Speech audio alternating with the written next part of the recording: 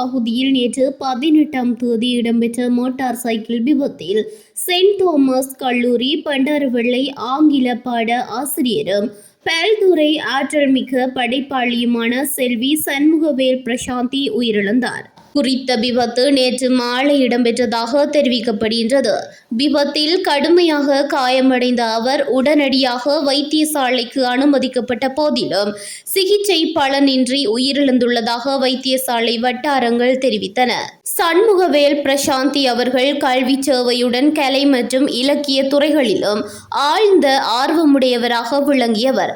குறிப்பாக இசையமைப்பில் அதிக ஈடுபாட்டுடன் புத்தாக்க சிந்தனைகளால் புதிய படைப்புகளை உருவாக்கிய திறமையாளராக பரிச்சயமானவர்.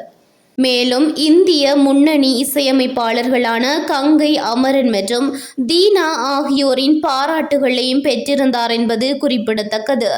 இசை ஆர்வமிக்க படைப்பாளியாகவும் அர்ப்பணிப்பு மிக்க ஆசிரியராகவும் திகழ்ந்த இவர் திடீர் மறைவு மலையக கல்வி சமூகத்திற்கு பேரிழப்பாக அமைந்துள்ளதாக கல்வி வட்டாரங்கள் மற்றும் பொதுமக்கள் தெரிவித்துள்ளனர்.